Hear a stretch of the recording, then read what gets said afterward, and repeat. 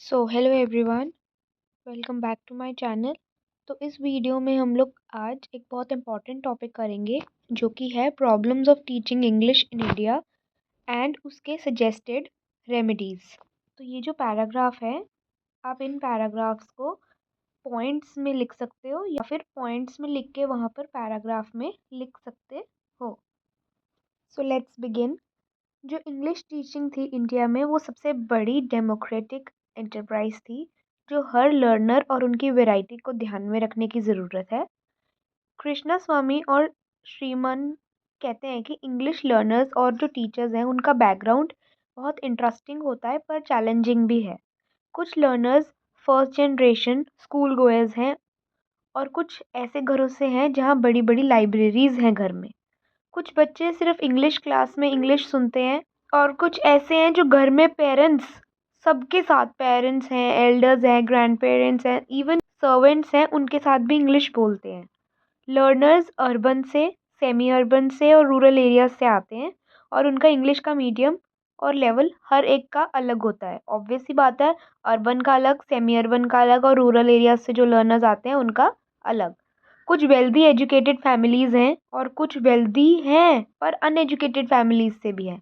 कुछ learners wealthy भी हैं और एजुकेटेड फैमिलीज़ से भी आते हैं और कुछ लर्नर्स वेल्दी तो हैं पर अनएजुकेटेड फैमिलीज़ से आते हैं।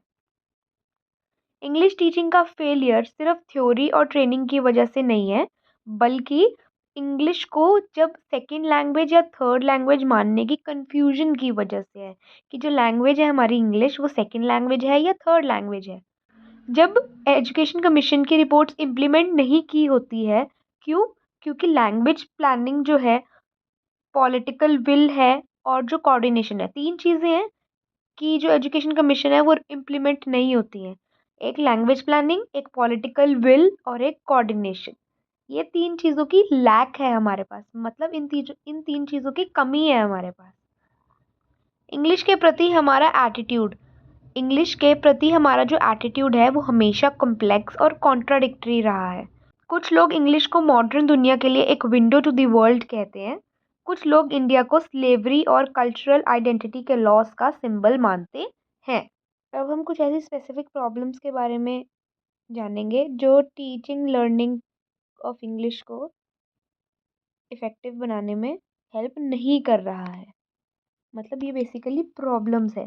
ये जो डायग्राम है, अगर ये क्वेश्चन पेपर में आता है तो अगर आप पहले ये इंट्रोडक्शन देकर ये डायग्राम बना दोगे, इस डायग्राम से थोड़ा अच्छा इम्प्रेशन पड़ जाता है जब जो चेकर है वो क्वेश्चन को चेक कर रहा होता है। ज़रूरी नहीं है इसी वे में डायग्राम बनाना है, आप कैसे भी कोई भी फ्लो चार्ट, कोई भी टेबल, कोई भी डायग्राम के वे में इसको बना सकते हो। तो अब हम प्रॉब्लम्स के और उसकी रेमेडीज़ के बारे में पढ़ते हैं। सबसे पहली प्रॉब्लम है, स्कूल में इंग्लिश का पोजीशन जो है वो बिल्कुल भी क्लियर नहीं है। किसी को ये नहीं पता है कि जो इंग्लिश है वो सेकंड लैंग्वेज की तरह पढ़ाना चाहिए या थर्ड लैंग्वेज की तरह पढ़ाना चाहिए। उसके बाद टीचिंग का पर्पस क्लियर नहीं है कि टीचिंग का पर्पस है क्या। इंग्लिश पढ़ाने के एम्स और ऑब्जेक्टिव्स को प्रॉपरली डिफाइन नहीं किया गया है। उसके बाद क्वालिफाइड टीचर्स की कमी है। जो टीचर्स इंग्लिश पढ़ाते हैं उनमें से कई लोग प्रोफेशनली ट्रेंड या फिर हाईली क्वालिफाइड नहीं होते हैं। टीचर प्यूपिल रेशो जो है वो बिल्कुल भी सही नहीं है। क्लास में बहुत ज़्यादा स्टूडेंट्स होने की वजह से जो टीचर है वो हर स्टूडेंट के ऊपर इंडिविजुअल अटेंशन नहीं दे पाती है। ये लैंग्वेज लर्निंग के लिए बहुत ज़्यादा ज़रूरी होती है कि हर एक इंडिविजुअल बच्चे को अटेंशन मिले। इसकी वजह से करेक्शन का काम भी निगलेक्ट हो जाता है। अगला प्रॉब्लम आती है, सही टीचिंग मेथड्स का यूज़ नहीं होता। इंग्लिश पढ़ाने के तरीके नेचुरल सीक्वेंस होना चाहिए। LSRW, 4 स्किल्स होती हैं इंग्लिश की। LSRW, listening, speaking, reading, writing. इन चीज़ों को फॉलो नहीं करते। अगला होता है कि टेक्स्ट बुक्स अच्छी नहीं होती हैं। जो बुक्स यूज़ होती हैं वो पुअरली एडिटेड होती हैं और ना तो टीचर्स को हेल्प करती हैं, ना ही स्टूडेंट्स को इंस्पायर करती हैं।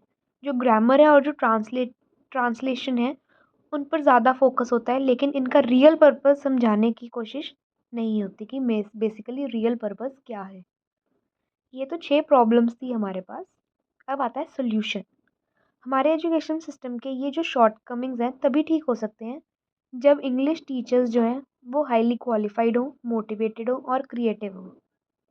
टीचर्स को लैंग्वेज लर्निंग के प्रोसेस और स्टूडेंट्स के बैकग्राउंड का नॉलेज होना चाहिए। इससे वो बेटर टीचिंग टेक्निक्स सिलेक्ट कर सकेंगे और उन्हें प्रॉपरली यूज़ कर सकेंगे। तो ये एक बहुत इम्पॉर्टेंट क्वेश्चन था बीएड के पेपर के अकॉर्डिंग।